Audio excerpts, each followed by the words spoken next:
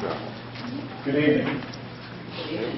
The first race is for the Tarrant County District Judge, District 153, between Susan McCoy and Tom Corbin. Susan will be going first.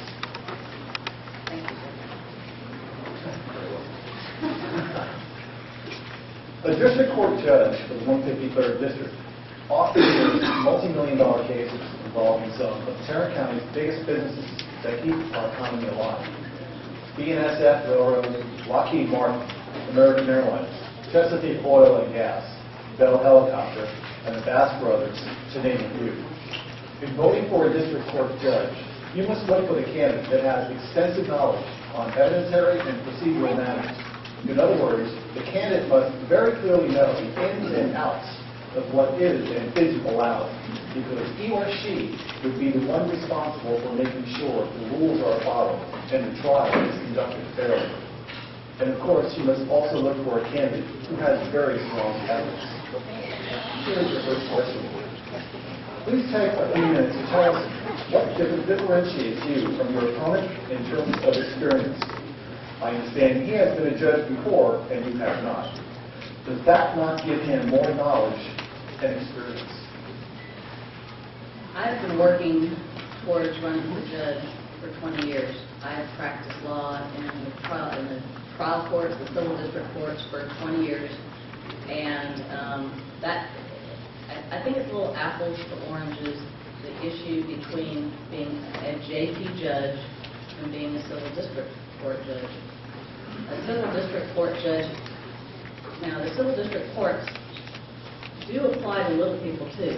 I mean, they have jurisdiction from $500 all the way to the top of the list. And the top of the list is multi-million dollars. But some of the bigger cases that have been tried in civil district court involve all of those businesses you just mentioned. You know, we are so lucky in Tarrant County that we have Chesapeake, we have Bass Brothers, we have Lockheed Martin, where my husband works. Those businesses need to want to be in Tarrant County, and they need to feel like they can get fair trials in Tarrant County.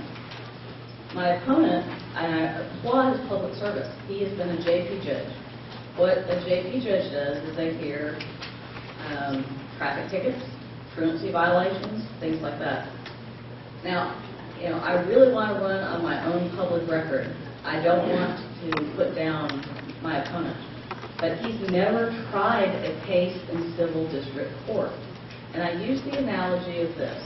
If anybody who has played like college or high school sports then wants to go and become some sort of a coach, obviously if they played football and they wanted to then become a coach, they would be qualified to be a coach of a football team. They might be, they might not be. But they certainly wouldn't be qualified to be coach of a basketball team. And that's the difference, and I think a lot of people don't really understand. I mean, if you get a traffic ticket, you go down to the JP, and that's, you know, where you plead your case without a lawyer usually, and it gets decided. And I applaud my opponent for holding that office. I am not going to suggest that he did not do a good job. But that is so different than trying a multi-million-dollar lawsuit in civil district court involving issues such as huge business disputes, where there's hundreds of documents that get admitted into evidence, where you have to, there's a procedure for getting every single document into evidence. If the judge does not know how to rule on getting these pieces of evidence into the record, there's going to be an ability for the side who loses to appeal, adding thousands and thousands and thousands of dollars into the system. And I hear from people all the time that they don't really, the legal system, they're not pleased with it. They think that it takes too long. They think that it costs too much money. Can you imagine if you have somebody as a judge who has never tried a case and therefore doesn't know the ability to get a piece of evidence into the record for purposes of appeal? if they haven't done it themselves more than 20 times, it's just impossible to imagine that they would be able to make a completely perfect record. So that's my answer. Question number 2. Voters tend to cringe when they discover a candidate is a lawyer. Is this an asset or a liability? Well, the qualifications are very basic qualifications for being a civil district judge, which is the job I'm running for. Is I think you have to have been a lawyer for 4 years, and you have to be over 25 years. I'm 45. I've been a lawyer for 20 years. So I meet the basic qualifications, but I guess my answer is I know the public doesn't like lawyers. I know the public. By the way, thank you for being here. If people say that people don't care about a runoff election, they're wrong. Look at y'all. I'm so pleased you're here. But the answer is that you have to be a lawyer, and you have to be a practicing trial lawyer to be a civil district judge. So it's not a liability.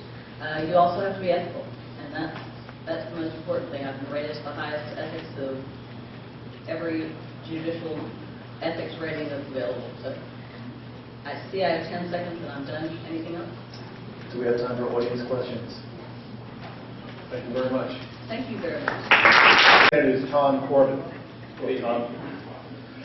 You received public admonitions for abusing public office while you were a JP judge for multiple offenses, making it appear as if you did not feel the ethical rules applied to you.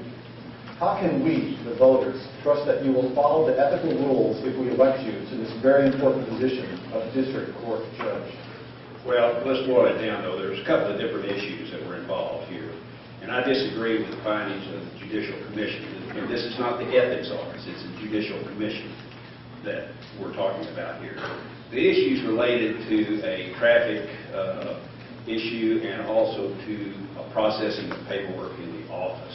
Now, let me give you a little background. As a judge, I presided over 41,000 cases in the court. In addition, besides the traffic tickets, my appellate rate was 1.4%. So I think you'll have to say that people are fairly satisfied. But this goes to the heart of being a conservative. Being a conservative means you do not ignore the law and you don't set aside what the legislature has passed. In both issues, I acted upon the law and training.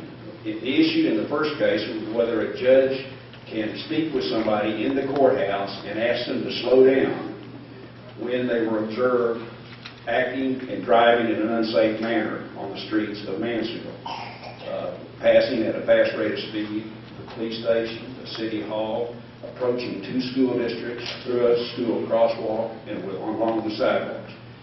And in that case, when I saw the person in the courthouse, I asked him to come up to my office, and I asked him to slow down. That's it in brief. The other matter had to do with whether people could settle their cases at the courthouse when they had a judgment against them, that they can leave a check there, and then the other party could come in and pick it up and sign a release. Judges, by the code and by the Civil Practice Code, should, it's a public policy of Texas to settle disputes. I believe processing that paperwork was constituent service. Asking somebody to slow down is within the authority of the judge.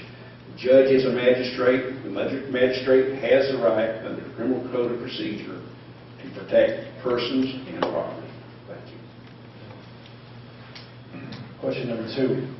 It's been brought to our attention that you have not tried a single case in district court, making it highly likely that incorrect evidentiary and procedural rulings would give the losing side the right to appeal, costing hundreds of thousands of dollars and adding years to the process. Is it true that you have never tried a case as a lead lawyer in civil district court in any type of case? And if so, please explain how you feel you are more qualified than your opponent. First of all, I do not do personal injury. My area of practice has been in administrative law, and I'm not running for lawyer. I'm running for judge. I have practiced in the civil court, but it's been in the family court, which is a civil court. I practice in the administrative court, which is defending people against the government. The rules of procedure and the rules of evidence are consistent regardless of what court you're in here in Texas. Now, academically and professionally, I've trained for this. I have a master's in law from George Washington University, where I've studied under some of the most conservative judges there as well as elsewhere, including William Rehnquist for 2 weeks, Martin Feldman, federal judge in New Orleans for 2 weeks, Ricardo Urbina, federal judge in Washington for a semester. And this is training. The rules of evidence are the same regardless of what court you're in, whether you're in the justice court or the civil court. Thank you. Any questions?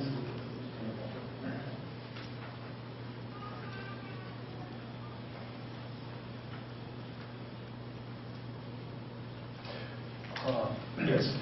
Did you or did you not, as a JP, interfere with the duties of a peace officer from effecting an arrest in your court and hold a fundraiser in that same defendant's place of business 2 weeks later? I've got 10 seconds. How long do I have to answer that? You have 2 minutes? 40 mile away. Okay, I'm happy to answer that, though. The instance involved there related to a party in court that got a little active, and I asked them to settle down in the courtroom.